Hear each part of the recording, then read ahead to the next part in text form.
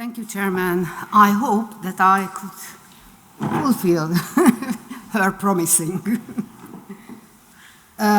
Ladies and gentlemen, at the session of the conference, my task is to summarize the standard and new features in the Eastern European region criminal policy field. I emphasized that I do not look at the development of criminal policy as a criminal lawyer, although I am a lawyer.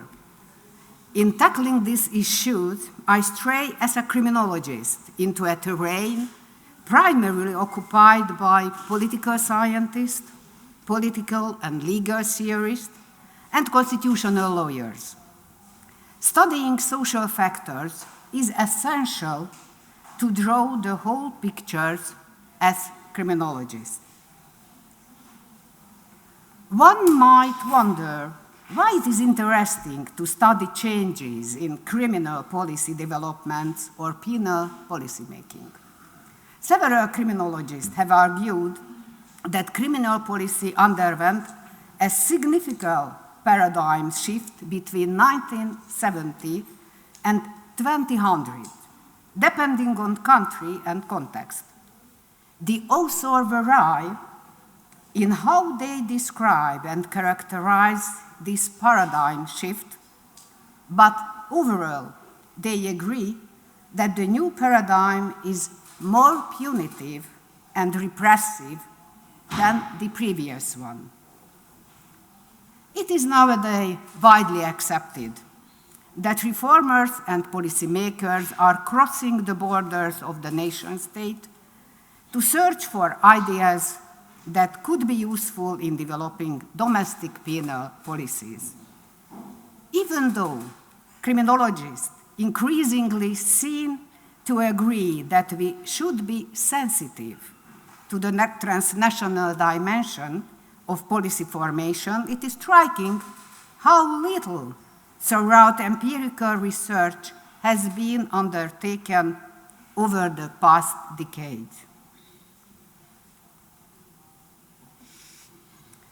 There are several interpretations of Central and Eastern Europe, CE, based on geographical, political, and cultural aspects, but we think primarily of the former socialist countries in Central Europe. The countries in the region can be grouped based on their historical affiliation.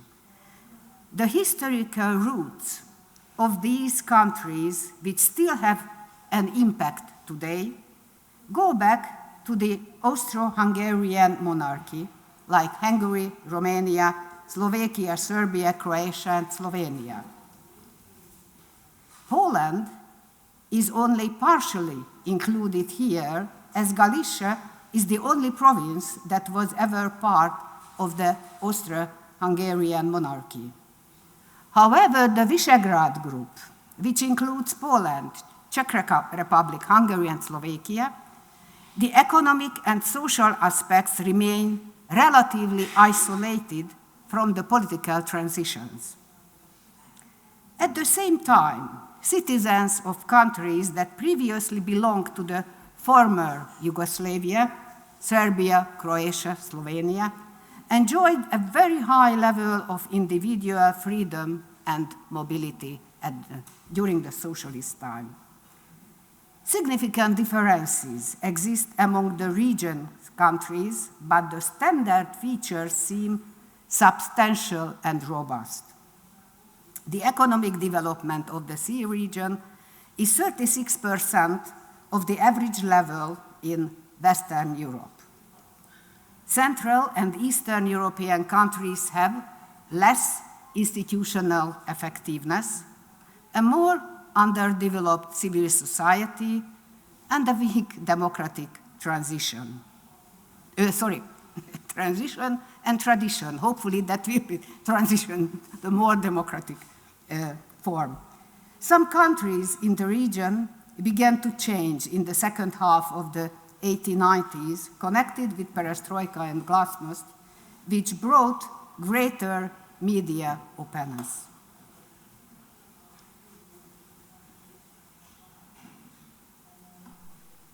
My paper on the project book on CE countries' criminal policy covered three main areas. I examined the values and approaches that may justify criminal policy in the region. The second, I highlighted some of the policy instruments that CE governments use to achieve their policy goals, and my paper examined the similarities and differences in the criminal justice policies of the CE countries to find commonalities. Given the scarcity of time, I present my conclusions related to the last area. Although Professor Herke yesterday promised that I would give into details today about the reason for the decline of crime, but I do not have time for that right now. I can write down some important contributing factors on the slide. It is necessary to note that property and violent crime have decreased almost continuously since the beginning of the 2000s, just as globally in the Eastern European region. The slide shows some important factors concerning Europe behind the decline of crime. What deserves an explanation is why at the same time as the decrease, criminal policies are also getting stricter internationally, suggesting that they should respond to an increasingly aggravated situation.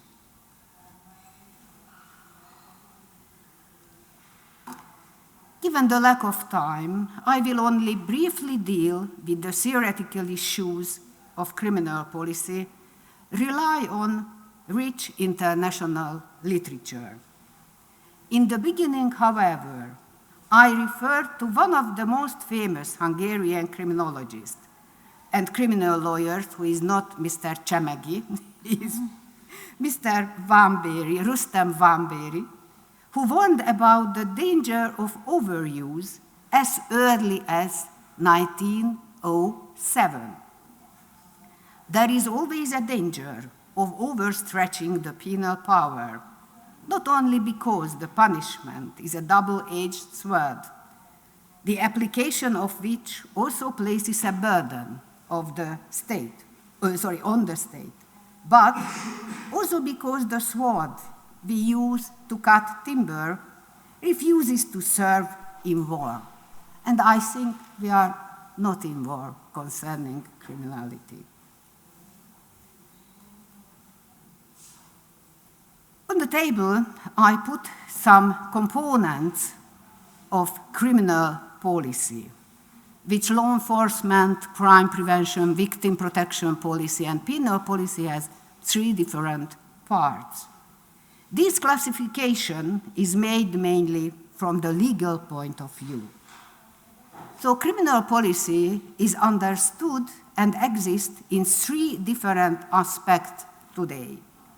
First, as a policy on its own narrow sense of the word, that is state political activity in the field of combating crime. Second, as a policy practice, I mean the law enforcement of this area. And third, as a branch of scientific knowledge of complex content based on the connection of criminal law, criminal procedural law, administrative, and criminology with political science, sociology, management theory, and many others. Miklós Lévai, who is a Hungarian professor of criminology, worked out a broader definition.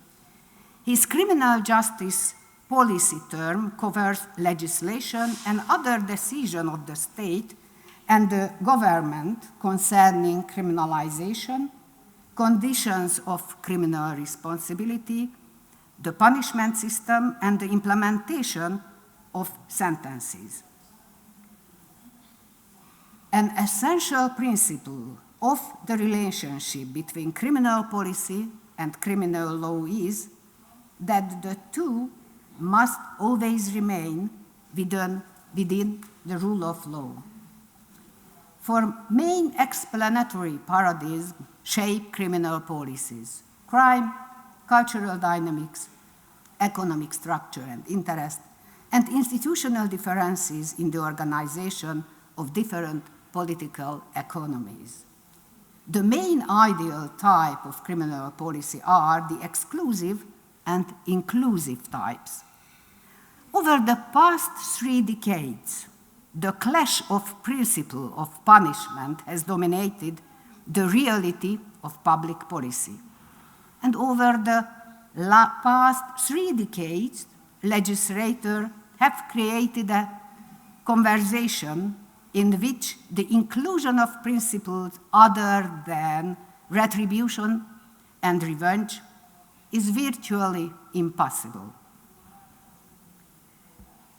Across Central Europe, there are countless examples of the symbolic politics of punishment and displays of retribution. It is a gateway to the so-called emotional legislation, surgical and chemical castration for sex offenders, or laws such as street strikes represent a form of retributive lawmaking that directs the punitive impulses and concerns of express justice. Its primary purpose is to reassure the public and restore credibility to the system, all of which are political rather than penological concern. However, something has changed. While many of reforms passed during the 1990s were mainly based on retributive principles, with little attention paid to cost or effectiveness, reformers in the early 21st century have brought the economics of punishment back into the conversation. In the literature, there are some standard tools for retuning criminal policy in CE countries. The legislators criminalize particular behavior. They changed the severity structure of criminal sanction and increased or decreased sentencing ranges. And they introduced new legal institutions to tighten penalties and formulate general sentencing principles, substantive or procedural. The presence of penal populists in criminal policy has gradually ceased to be surprising, especially given that the issue of controlling crime have become electoral campaign fixtures. Central and Eastern Europe have become grounds for the growing trend of prevailing populist parties in power. It is also a fact that some weeks ago, Italian and Bulgarian voters also brought populist parties to power. Populist pressure are most apparent in the area of criminal policy. Penal populism can be understood as a manifestation of democratic deficit. Although it happily praises the power of sovereign people, it does not offer adequate social capital that would lead to constructive changes. The nationalism in the region respond to neoliberal order of globalization, welfare state retreat, and a heightened sense of insecurity. Penal nationalism relies on coercive tools such as expulsion, eviction, and criminalization to respond to mass mobility, which is perceived as a social threat to order rather than a political expression of rights. The populist style of government politics underpins the practice of punitive populism in the region's countries. With the argumentation to defend the rule of law and democracy, government action and policies could expand the state oppressive functions and actively intervene in the economic and social sphere. In the literature, there is a definite conclusion that the forms of punitive populism have developed into a general tool of social control in the region. The relatively short history of democratic building in Eastern European countries makes the phenomenon of punitive populism a unique challenge. Two consequences must be expected: mass imprisonment and the punitive treatment of migration. The COVID epidemic only created favorable conditions for implementing restrictive penal policies in the region, but it is not the cause of the phenomenon. Penal severity is closely associated with the extent of welfare provision, income equality, trust, and political and legal culture differences. These factors directly and indirectly influence the content of penal policy. So a relationship exists between penal policy and prison rate. In the last 20 years, Poland have built new prisons at a shocking rate, increasing their prison capacity by 52 since early 1990s. The Polish and Czech penal system also give extremely long sentences. Their average sentence length is around 6 years, compared to the EU average of 1.5 years. The mass imprisonment era resulted in mass supervision that has produced the second crisis in corrections, in which staff must manage rising caseloads with diminished resources. Contemporary prison rehabilitation is about managing cases rather than correcting inmates and probationers.